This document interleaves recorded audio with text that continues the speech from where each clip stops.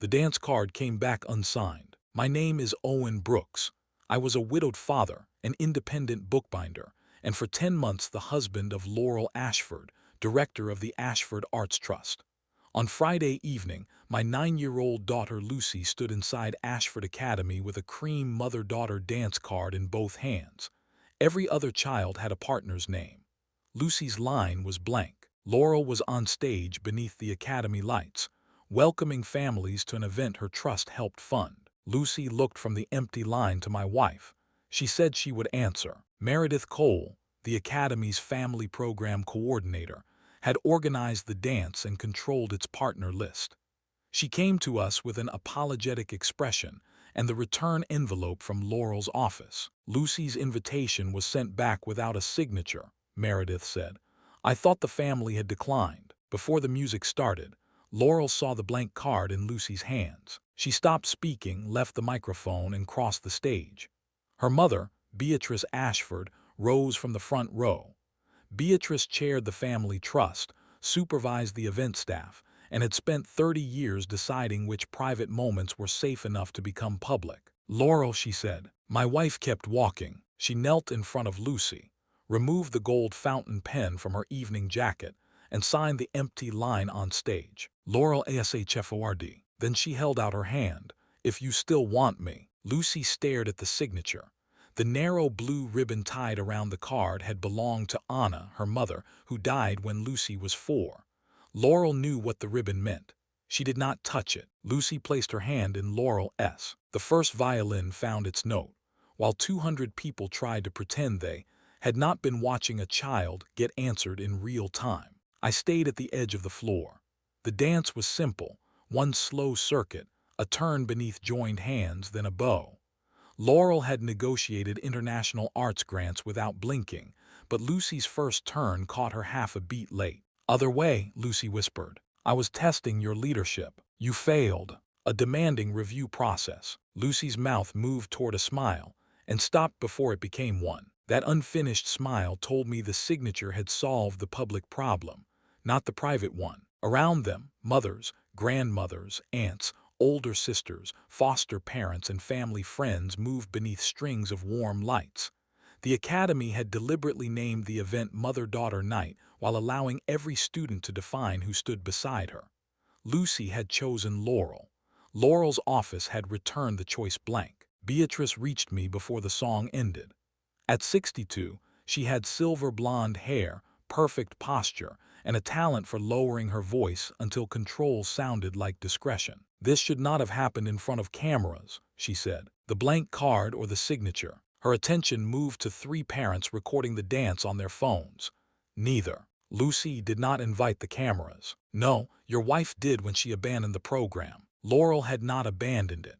The microphone remained on stage, the printed remarks sat on the lectern, and the scholarship announcement could wait 3 minutes.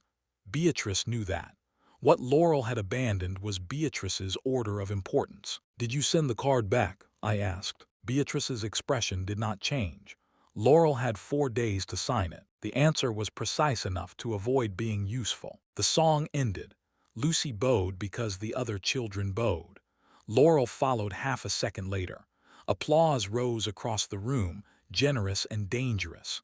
It turned a private wound into a moment people could praise without understanding it. Laurel guided Lucy off the floor and came directly to me. She did not pose for the phones. She did not lift the card so anyone could photograph her name. We're leaving after Lucy collects her violin, she said. Beatrice stepped between us and the corridor. You still have to announce the academy residency. Meredith can announce it. The trust's director cannot walk out after making herself the story. Laurel's face stayed composed.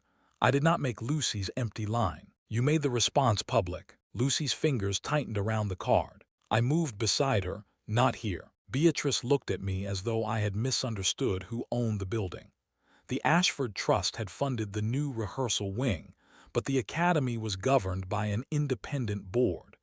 Beatrice's authority covered trust staff and tonight's grant presentation.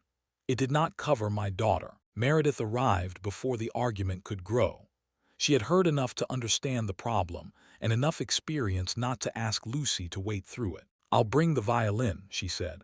"Lucy, would you like to sit in my office or stay with your family?" Lucy looked at Laurel. "My family," she said, but the words sounded like an answer on a test. Beatrice caught the uncertainty.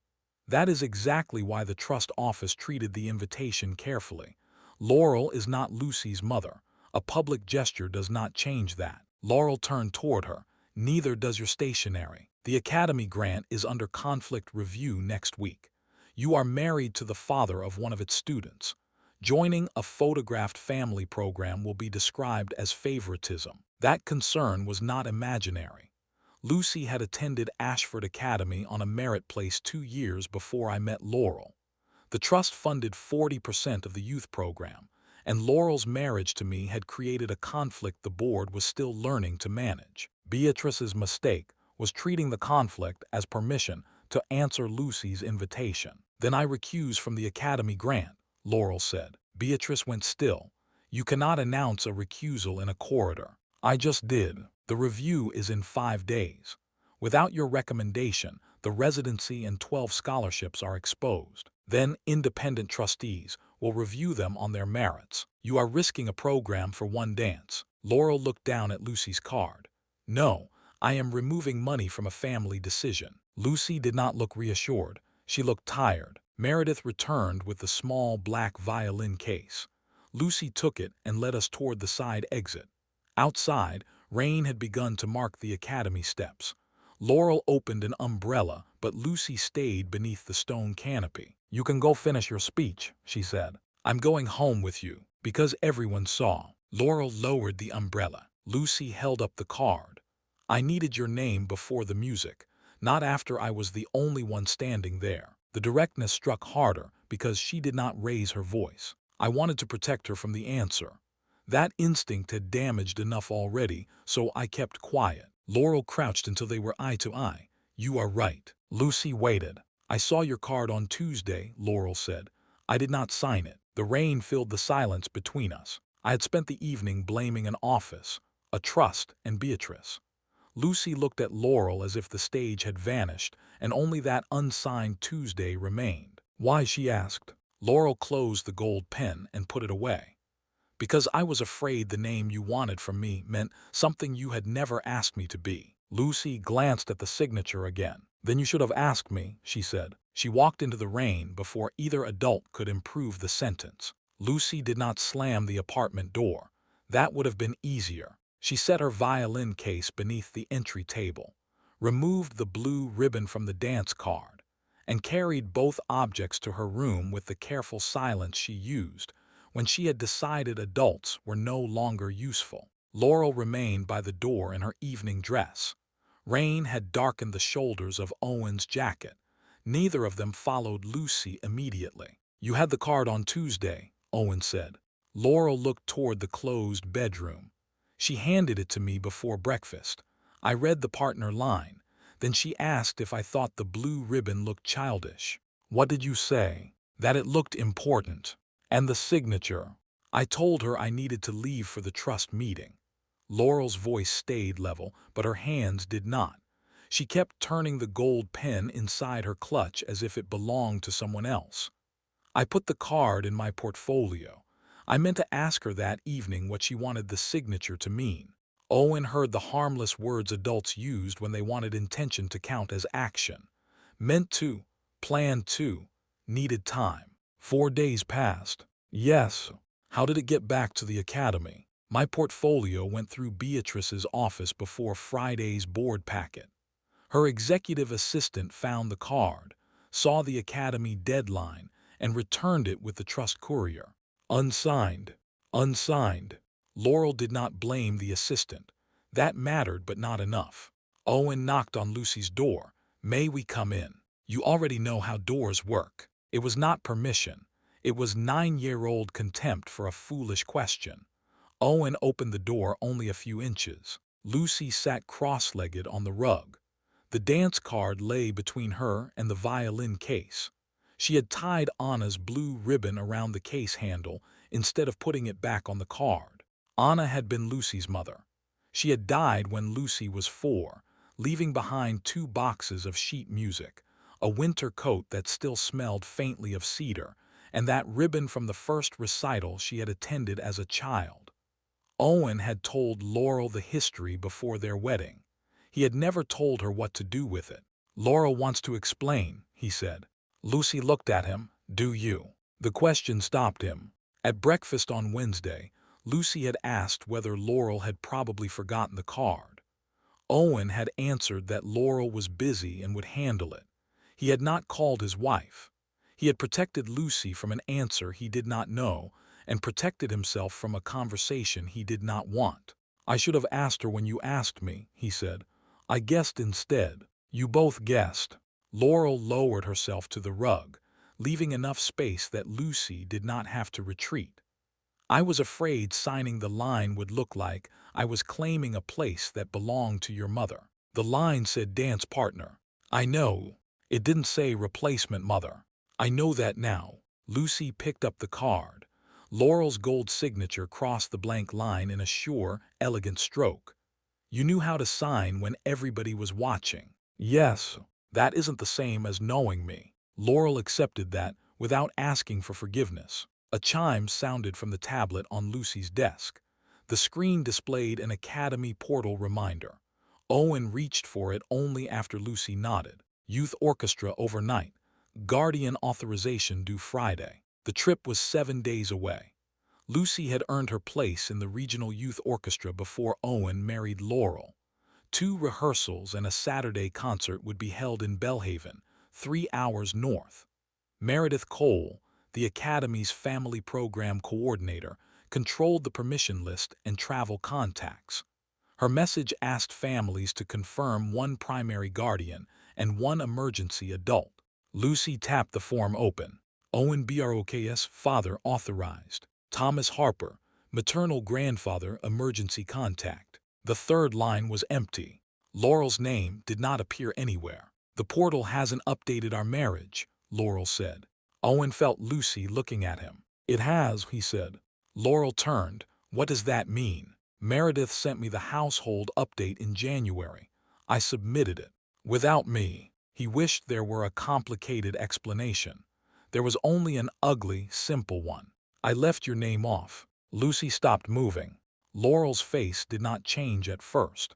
"Did the Academy tell you I could not be listed?" "No." "Did Anna's parents object?"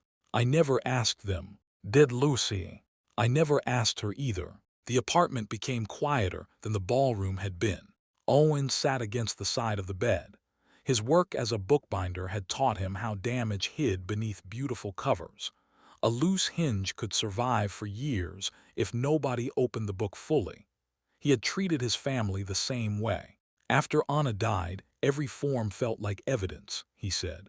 "The first time I checked widowed, I sat in the school office for 20 minutes. When Laurel and I married, adding another name felt like crossing Anna's out." Lucy touched the ribbon on her case. "Grandma June and Grandpa Thomas don't disappear if Laurel is on a form." "I know. Mom doesn't disappear either." "I know. You keep saying that after." Owen looked down. Laurel did not rescue him. "Why did you let me attend parent conferences?" she asked. "Why did you let me pick Lucy up when you were late?" "Because Meredith knew you and made exceptions. So I could carry responsibility as long as nobody wrote down that I belonged in the household." The accuracy of it hurt more than accusation. "Yes," he said. Lucy drew her knees closer. "Was tonight your punishment?" Laurel inhaled sharply. "No," Owen said. "Nobody planned that. But you left her off. She left me blank.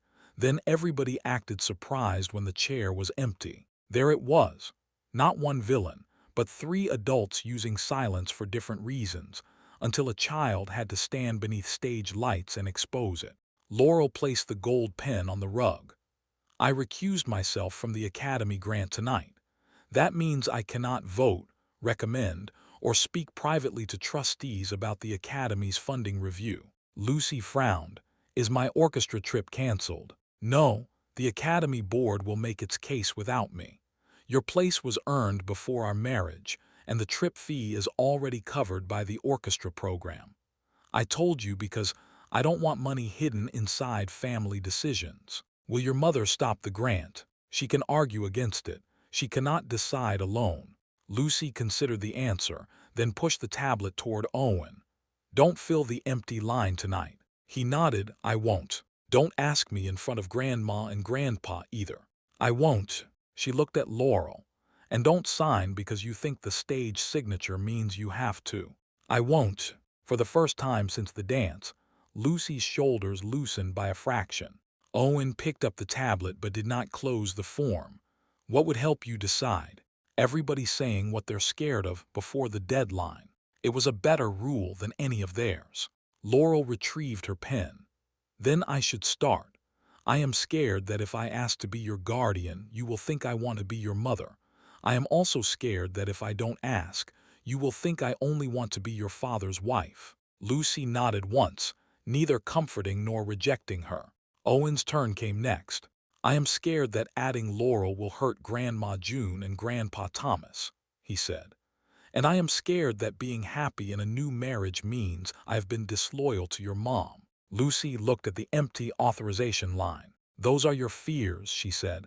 "Why did you make them my form?" Thomas and June Harper arrived Saturday morning carrying a lemon cake, and the expression of people who had been summoned to a family meeting they already distrusted. They were Anna's parents and Lucy's maternal grandparents. Thomas, a retired train dispatcher, had been the Academy's emergency contact since Lucy entered kindergarten. June had sewn the blue ribbon back together when its edge frayed. Neither possessed money or institutional authority. They possessed history, which could be just as powerful when a family was afraid. Lucy met them at the door. "Nobody is dying." June held up the cake. "That is usually when people serve something stronger than lemon." The joke earned half a smile. Owen had arranged 5 chairs around the kitchen table. He put the overnight authorization form in the center, not the signed dance card. Laurel prepared tea and sat beside him, but she did not touch the form. Thomas read the blank emergency line twice. "You want to replace me?" "No," Owen said. "The form allows more than one emergency adult. I should have explained before asking you here." "You didn't ask us here," June said. "Lucy did." Lucy cut the cake into slices too narrow to count as hospitality. "Because Dad was scared you would be upset. Laurel was scared I would think she was replacing Mom, and both of them decided that meant nobody should ask anybody." Thomas looked at Owen. "Is that fair?" "Yes." The simple answer prevented the argument Owen had prepared. June studied Laurel. "We saw the photographs from last night." Laurel's hand tightened around her teacup. "Which photographs?" "Every version. You signing the card. You dancing with Lucy." The Trust's social page called it a new family tradition before the post disappeared. Laurel went still. "I did not authorize that caption. Your organization published it. My mother's communications director did. I ordered it removed this morning and placed family posts behind written consent." Thomas gave a humorless laugh. "You can order photographs around. That's part of what worries us." Owen started to object.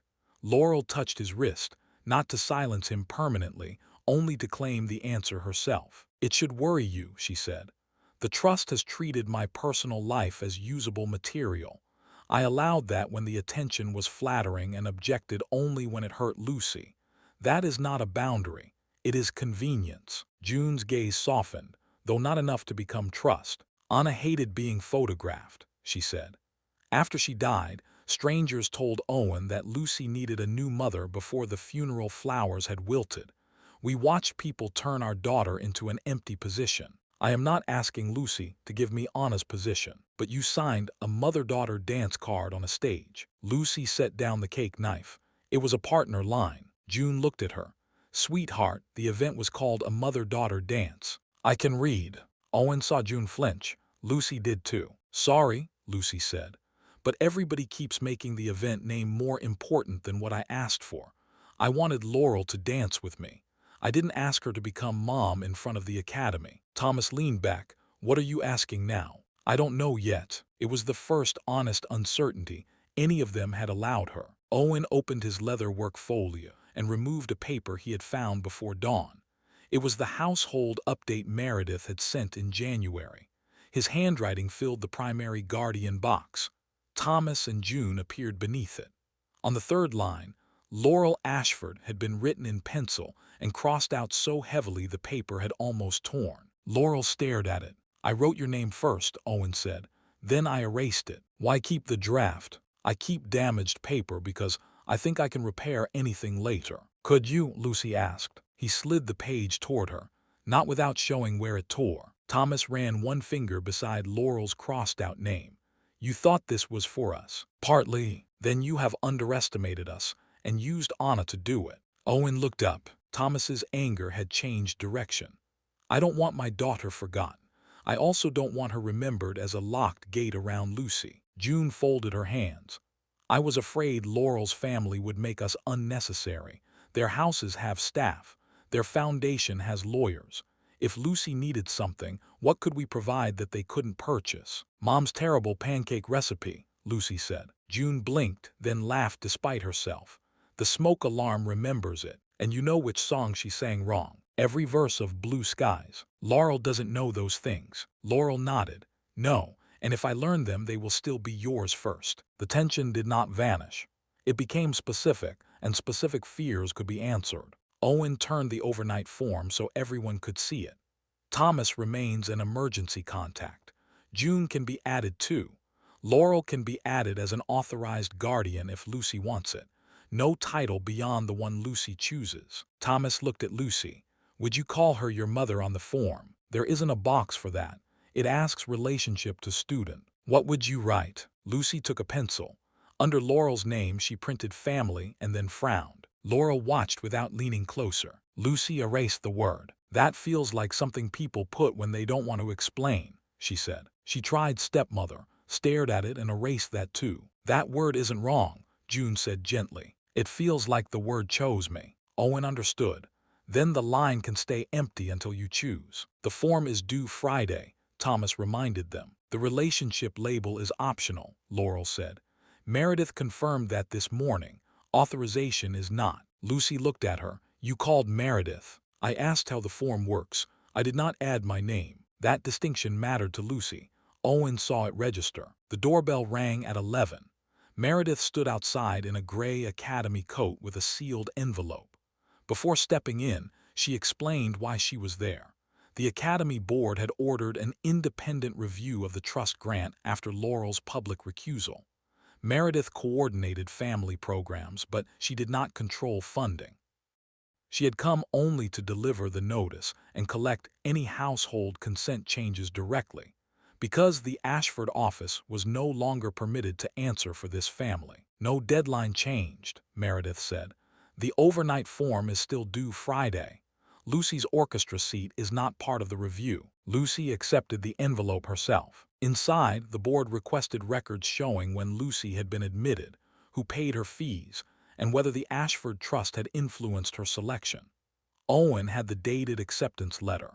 Thomas had the canceled check from the scholarship deposit he had paid before Owen met Laurel. Facts existed. They simply had never been gathered because nobody expected a dance to expose them. Meredith left a direct phone number and departed without offering an opinion. So now the whole academy thinks I cheated, Lucy said. They are checking whether adults did, Laurel replied. That is different from judging your music. It won't feel different at rehearsal. No, Laurel said, it probably won't. She did not promise the child that truth would prevent embarrassment. After lunch, they spread the records across Owen's binding table. The admission letter showed a date 18 months before the wedding. Thomas's check matched the deposit.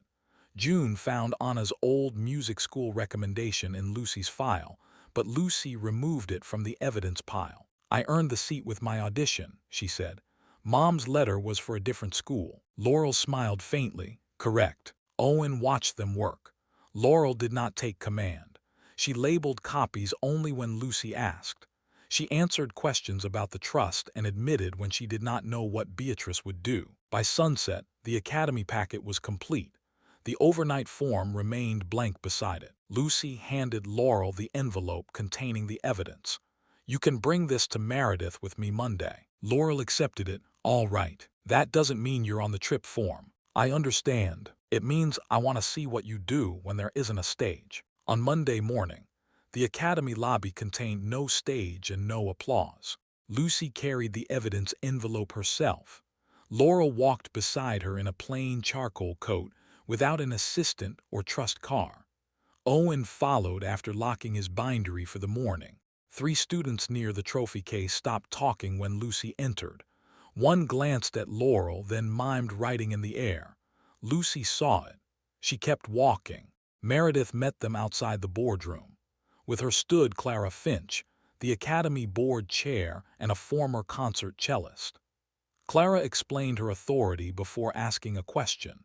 She would oversee the independent review, protect student admissions from donor influence, and recommend whether the Academy could accept the Ashford grant under new safeguards. "I am not here to decide who belongs in your family," Clara told Lucy. "I am here to decide whether money was allowed to choose who belongs in this school." Lucy gave her the envelope. "It wasn't." "Then the records should show that." They did. Clara verified the audition date, the acceptance letter, and Thomas's deposit check. Lucy's place had been awarded 18 months before Laurel and Owen married. No Ashford trustee had scored her audition. The orchestra travel fund came from ticket sales and a regional arts program, not Laurel's trust. The facts took 11 minutes. The embarrassment would last longer. "The board can clear Lucy's admission today," Clara said. "The grant is separate. Because Beatrice Ashford chairs the trust and Laurel directs its programs, we need written recusals from both women and an independent trustee vote. Until then, the Academy cannot announce next year's 12 scholarships. 12 students, not one. That was the real cost of mishandled boundaries." Laurel signed her recusal in Clara's presence. Her gold pen moved without hesitation. Lucy watched the signature. "That one was easy." "It cost me less courage than your card," Laurel said. "That is not a compliment to me." When they stepped outside, Beatrice's black sedan waited at the curb. She did not summon Laurel. She came out herself. "The trust office has prepared a statement," she said. "It separates the grant from last Friday's spectacle and describes Laurel as Lucy's symbolic mentor. That language reassures the board without making a legal family claim." Lucy looked at Owen. "Am I supposed to leave?" Beatrice seemed surprised by the question. "No," Laurel said. "The statement is about her. She stays." Beatrice handed Laurel a single page. The opening called the dance an unplanned gesture of support for a scholarship student. It did not call Lucy Laurel's family. It did not call Owen Laurel's husband. It turned all 3 into a clean public relations problem. "Symbolic mentor," Lucy read. "Is that like pretending to know me for photographs?" "It is language that protects you from assumptions," Beatrice said. "Whose assumptions?" "The public's." "You wrote the public post." Beatrice's eyes shifted to Laurel. A child should not be placed in the middle of institutional matters. "She was placed there when your office returned her card and published her photograph," Laurel replied. "She may hear the correction." Laurel tore the statement once, then again. She handed the pieces back. Beatrice's composure thinned. "If you refuse coordinated language, I cannot support your nomination as the next trust chair." The nomination had been discussed for 2 years. It would have given Laurel final authority over the institution she had spent her adult life trying to reform. Owen knew what it meant before Lucy did. "What nomination?" Lucy asked. Laurel answered without softening it. "My mother's position. The trustees were expected to vote on me next month." "Will they still?" "Not if she withdraws her support." Beatrice waited. She had offered Laurel a familiar bargain: accept the approved description and keep the future. Laurel returned the gold pen to her pocket. "Withdraw it." Owen saw pain cross her face after the words, "not before." That made the choice real. "You are sacrificing years of work over a caption," Beatrice said. "No, I am refusing to let your office define my family in exchange for a chair. You do not know what this child wants you to be." "Correct. That is why I will ask her instead of publishing an answer." Beatrice looked at Lucy, perhaps expecting gratitude to make the child easier. Lucy only held the empty trip form against her coat. 12 scholarships are waiting," Beatrice said. "Then sign your recusal," Laurel replied. Let the independent trustees vote on the academy without either of us. The trust has never required its chair to recuse from a family beneficiary. It has now. Beatrice returned to the sedan without promising anything. Lucy waited until the car disappeared. Did you lose your job because of me? No, I declined a possible promotion because of my own boundary. That's still because of the dance. The dance revealed the problem. It did not create it. Laurel's answer gave Lucy no debt to repay. Owen was grateful and ashamed that he had needed to hear how that was done. At home, he found Laurel in the bindery, staring at the January form with her name crossed out. She had changed from her academy coat into one of his spare aprons. Gold leaf clung to one sleeve. "You should be furious with me," he said. "I am." He had expected grace and received honesty. "I told myself I was protecting Anna's place," he said. "But leaving you unofficial made my life easier. You could help with rehearsals, meals, pickups, and fevers. If anything became emotionally dangerous, I could remind myself that I had never put you on the form." Laurel looked at him. "You gave me responsibility without standing." "Yes, and I accepted it because being useful was safer than asking Lucy whether she loved me." They had each built half the same arrangement. Lucy appeared in the doorway holding her violin. She had heard enough to know they were not discussing paper. "I do love you," she told Laurel. "Sometimes." Laurel's mouth trembled. "Sometimes is more honest than always. But I don't need a replacement mom. I need someone who answers before the room looks at me." "I understand." "Do you? Because you keep agreeing after I explain things." Laurel removed the apron. "Then ask me something now." Lucy considered her. "Will you practice the Bellhaven piece with me tonight even if Grandma Beatrice calls?" "Yes." "What if the trustees call?" "I am recused, they should not." "What if they do?" "I will tell them I am unavailable until 7:30. Practice ends at 7. I allowed 30 minutes for you to accuse the metronome of sabotage." Lucy almost smiled. "It rushes." At 6, Laurel sat beside the piano while Lucy played. She did not conduct. She turned pages and marked 2 difficult measures only when asked. Her phone vibrated 3 times inside her bag. She did not touch it. At 7:10, after the metronome had been convicted without evidence, Laurel checked the calls. 2 were from Beatrice. The third was Clara Finch. Laurel returned Clara's call on speaker because Lucy asked to hear. Clara explained that Beatrice had signed the recusal. The Academy's 12 scholarships would go to an independent trustee vote on Wednesday. Lucy's admission had already been formally cleared. "Will people at school know?" Lucy asked. "Meredith will tell faculty that the review found no influence on your admission," Clara said.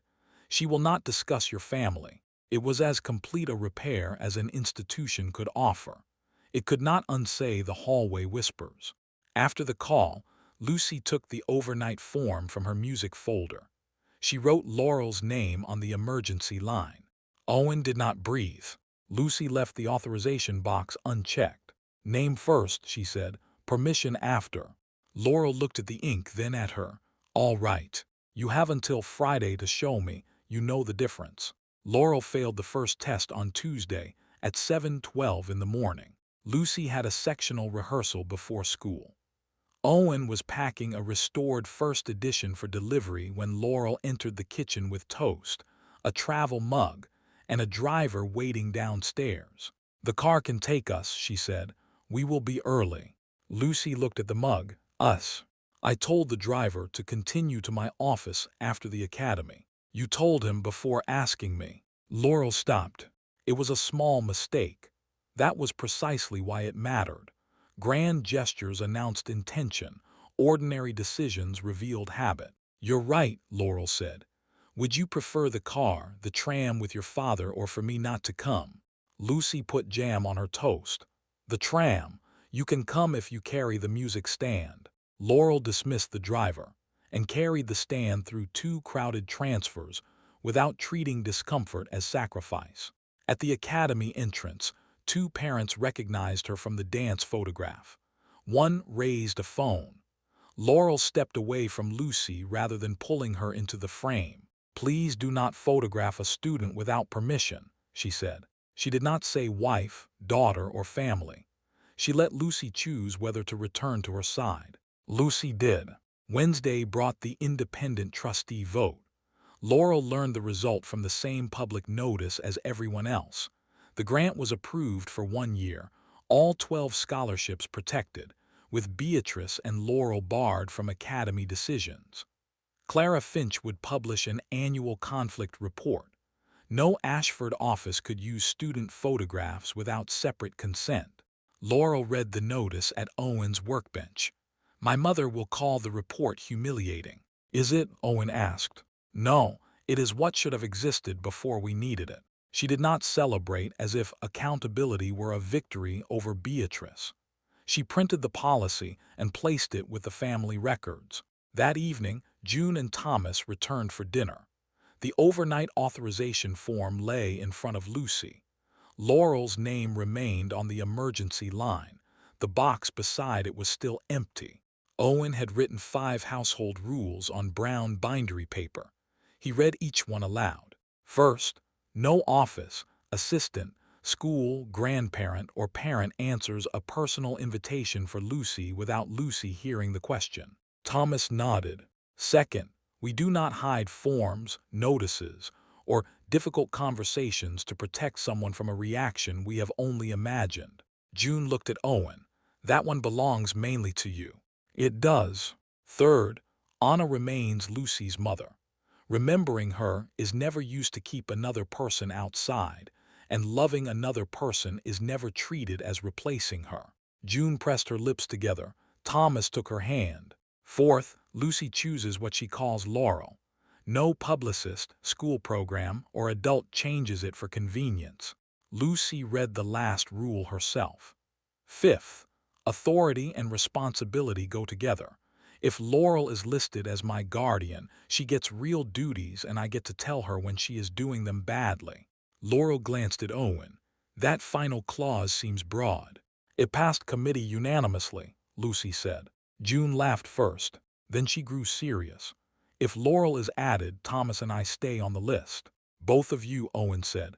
Not as consolation, as family. Laurel turned to them.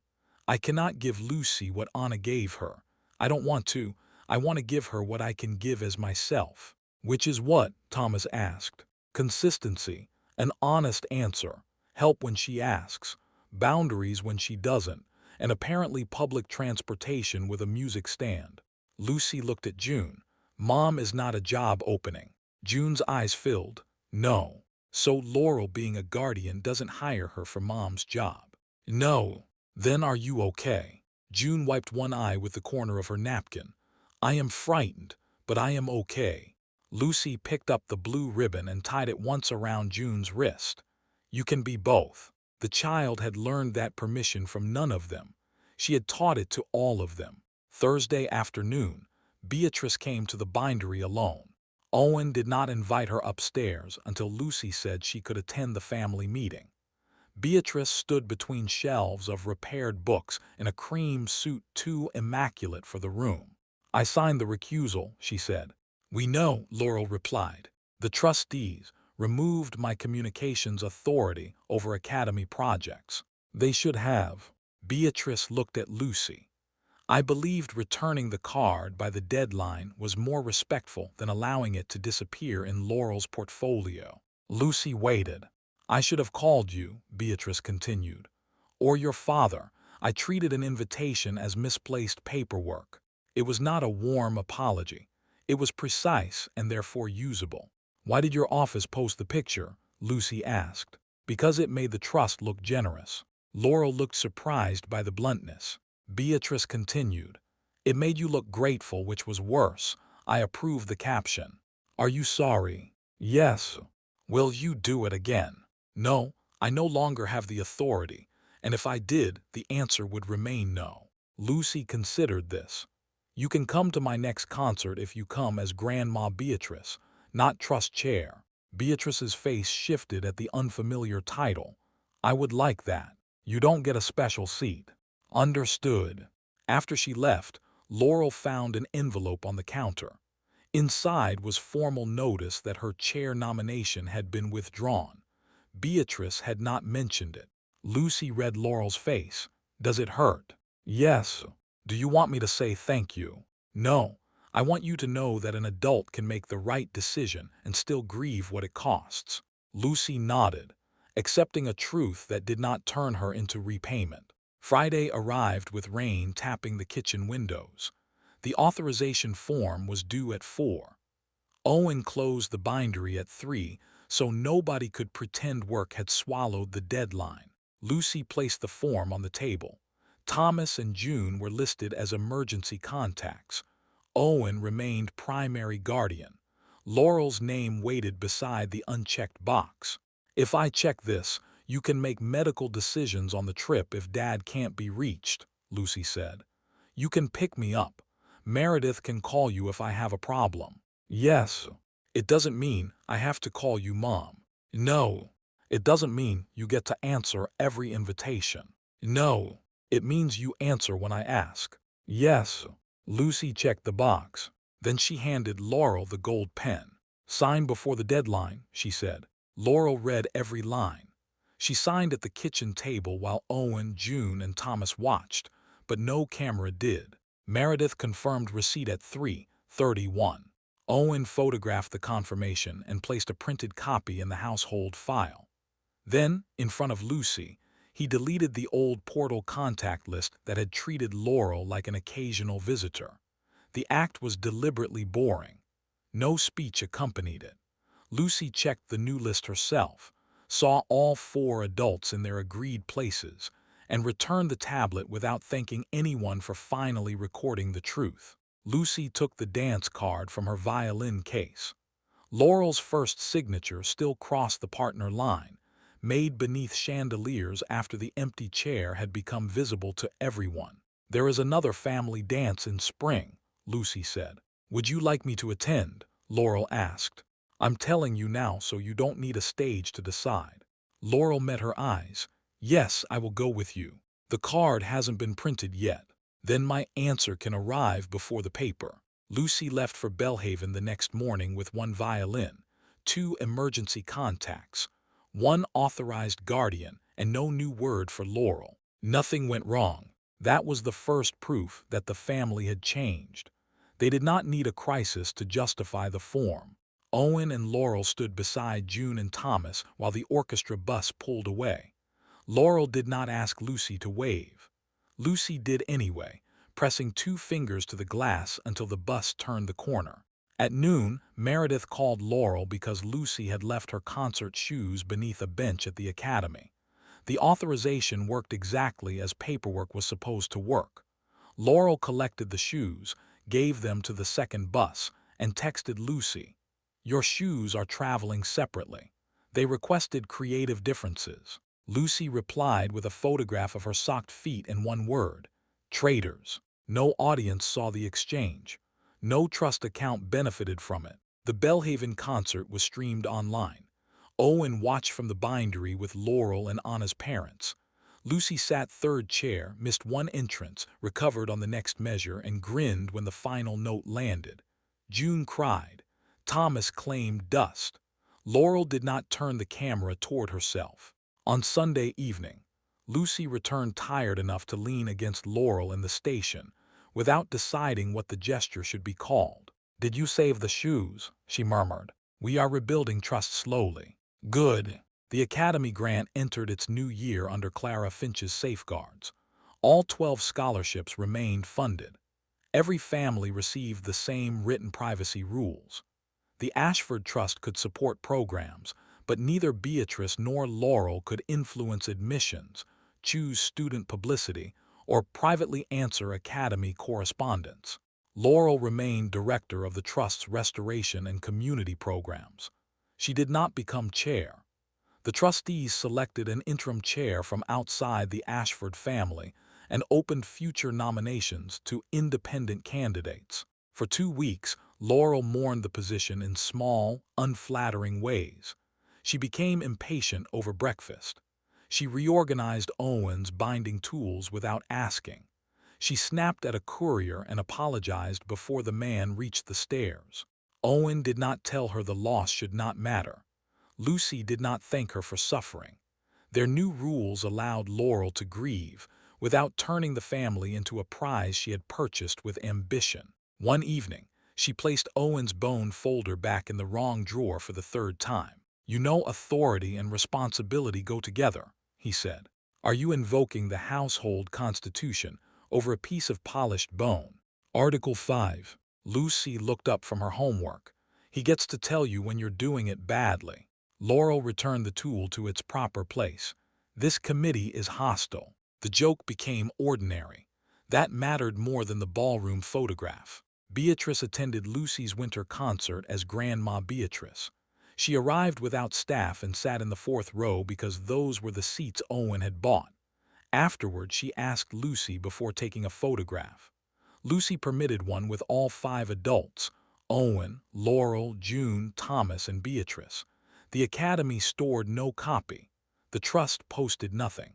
Outside the hall, Beatrice handed Lucy a narrow case. "Is this from the Trust?" Lucy asked. "No, it is from me. You may refuse it." Inside was a new violin bow, restored rather than new.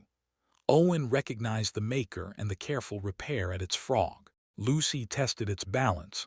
"Did Laurel tell you what to buy?" "No, I asked your instructor what you needed and she told me to ask you, so I am asking now. Would this be useful?" Lucy tried 3 strokes in the empty lobby. "Yes." "Then it is yours." Beatrice did not ask for a hug. Lucy gave her one after closing the case. The family did not become easy. Owen still reached for decisions before consulting Laurel. Laurel still confused efficiency with care when she was frightened. June occasionally called the apartment to ask whether Lucy had eaten, then asked again after receiving an answer. Thomas inspected every overnight itinerary as if trains still depended on him. The difference was that silence no longer passed for protection. When Owen received an invitation for Lucy to perform at a trust dinner, he brought it to the kitchen unopened. Lucy declined. Laurel informed the trust without persuading her. When Laurel wanted to add Lucy to her private health insurance, she explained the benefit to Owen and Lucy before requesting documents. Lucy asked whether Anna's records would change. They would not.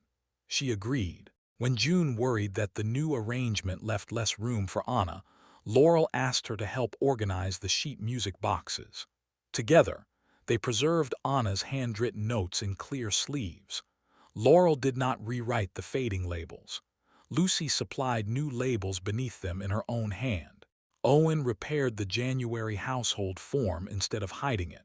He mounted the torn original between archival pages, leaving the crossed-out name visible.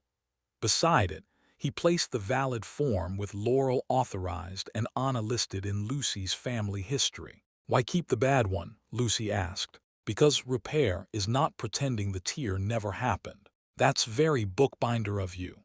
"It is my only wisdom." By March, the Academy printed invitations for the spring family dance. Meredith handed Lucy a cream card after rehearsal. This one did not prescribe mother, father, or guardian.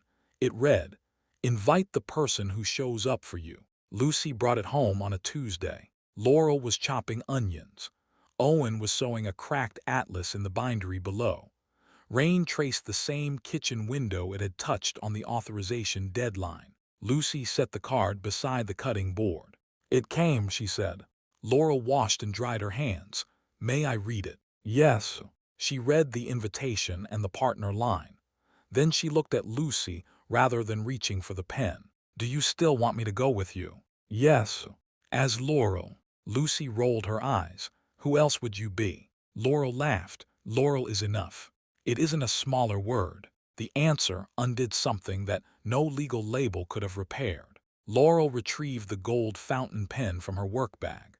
She signed the card at the kitchen table 3 days before the deadline, before Owen came upstairs, before June and Thomas heard, before Beatrice knew there would be a dance. Lucy watched the ink dry. Then she opened her violin case and removed Anna's blue ribbon. The fabric had faded along one edge. Lucy tied it through the hole at the top of the card herself. Laurel did not touch it until Lucy handed her the finished invitation. "Keep it safe," Lucy said. "I will." On the night of the spring dance, Owen fastened Lucy's bracelet while Laurel waited in the living room. June had altered Lucy's dress. Thomas had driven them through the rain. Beatrice was already at the academy in an ordinary fourth-row seat. Nobody needed to be excluded for the family to fit. At the ballroom doors, Meredith checked the card and smiled at the blue ribbon. Lucy took Laurel's hand before the doors opened. "Last time you came after everybody looked at me," she said. "I remember. This time, come in with me." Owen stood on Lucy's other side. He did not release her to make the picture cleaner. Laurel did not step forward to make herself central. The three of them entered together. There were cameras in the room, but no one in the Brooks Ashford family turned toward them. The card had been signed days earlier.